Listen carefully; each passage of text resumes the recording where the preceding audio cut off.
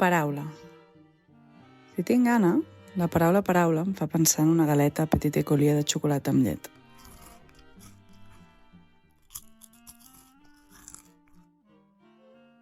Paraula ve de la paraula llatina paràbola, que vol dir comparació o símil.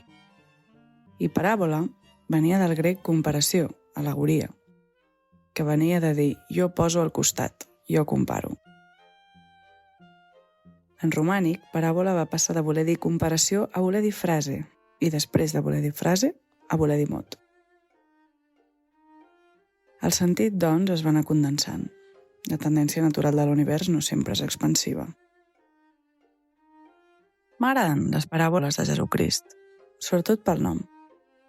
La del gra de mostassa, la del blat i el jull, la de figuera estèril, la del servent despietat. Si Jesús hagués fet una sitcom, serien bons noms d'episodis. Podria ser un títol de capítol de Friends, que començaven tots amb The one with the mustard seed, the one with the merciless servant. Ara mateix no sé com es diu figuera en anglès. Fig tree? Una vegada vaig escriure un conte que es podria titular La paràbola de la moneda perduda. Si no recordo malament, era una cosa similar a això.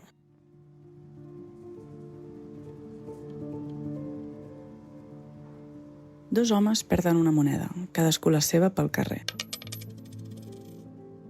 El primer s'alegra de retrobar-la i torna a casa content.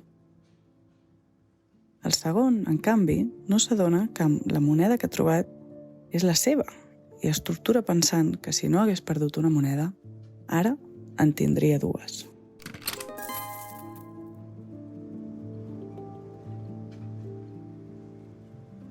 Fora de somnis no he tornat a sentir la veu del meu pare. Però sí que em van tornant les paraules que em va dir. Suposo que quan mor algú tanques la carpeta.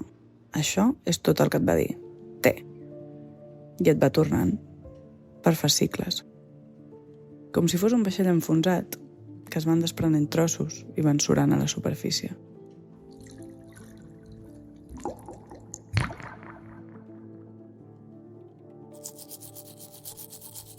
L'altre dia, rentant-me les dents, em va venir una paràbola, cosa, que em va explicar un dia. La de les pedres grans i les pedres petites. Si omples un pot primer amb les pedres petites, després no t'hi cabran les grans. Les grans han de passar primer i les petites trobaran el seu lloc.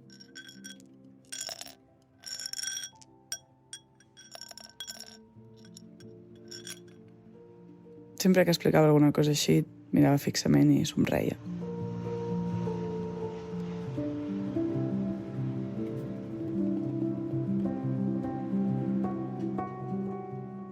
Una vegada van preguntar a Keanu Reeves, al Late Night de Stephen Colbert, què creia que passava quan moríem. Reeves és algú que abans de fer 40 anys havia passat pel dol del seu millor amic, el seu fill nonat i la seva exparella.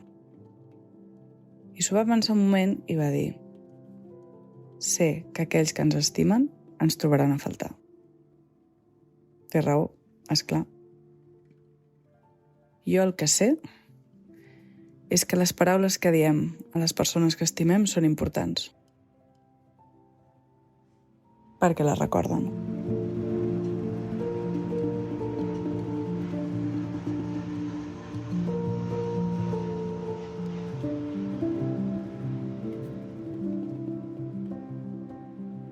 De les coses que recordo, o que m'he inventat, o que he pensat tantes vegades que he volgut treure-les fora del meu cap, n'he fet una cosa important.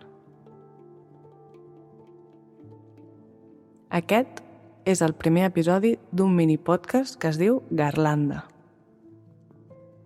És per celebrar que trec un llibre amb el mateix títol. Espero que us agradi.